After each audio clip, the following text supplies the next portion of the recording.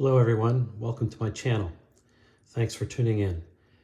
This video is a follow-up to another video I made where I explain how my spreadsheet for producing Sports Illustrated charts and cards works.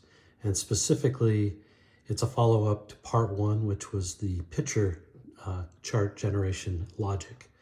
And so I'm going to put in the description and the comments a link to that video. You should watch that first, or this one will make a whole lot of sense. So what has happened since I recorded that first video is I've refined a couple of things in the picture logic. One I alluded to, and one I added later. So with that, I'm going to show an example. And this one happens to be Bob Gibson from 1968, the so-called year of the pitcher. And those of you who know baseball history know that he had a 1.12 ERA. Hitting was generally down that year, and subsequently in 1969, they actually lowered the mound. And that, combined with adding some expansion teams, definitely improved the offense, made it harder on pitchers.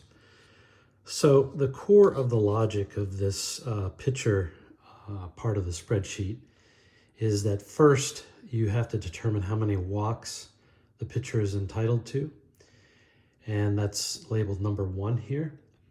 And then the second thing you do is you have to decide whether or not his card gets any what are called extra outs or extra hits.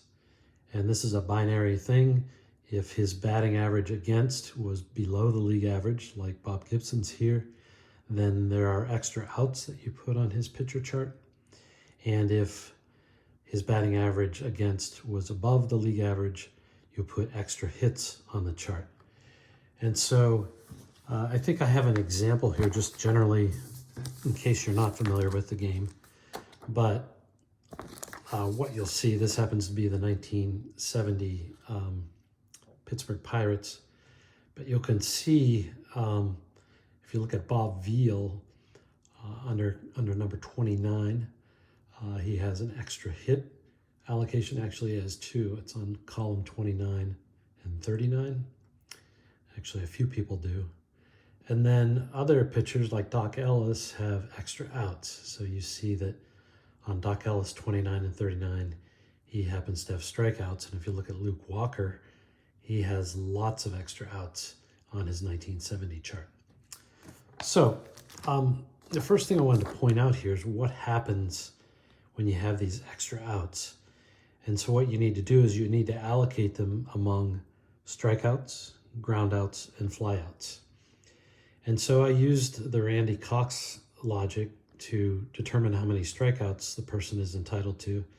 In this case, out of 49 chances, out of 216, 49 of those chances, 18 of them become strikeouts.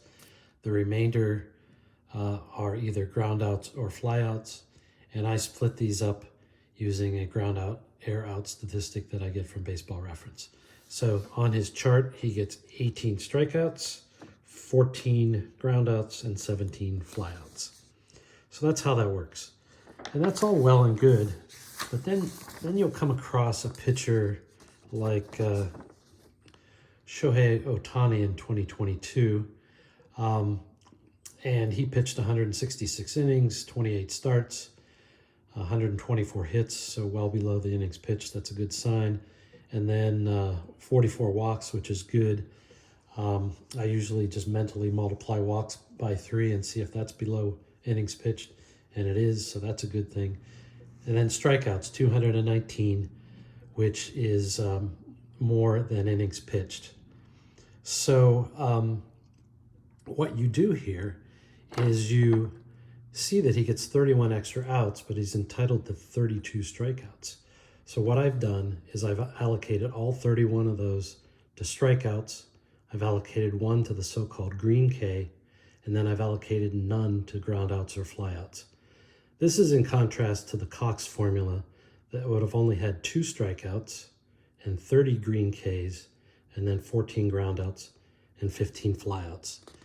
So I think my approach is better. I think the card looks better. And that's really all I wanted to share.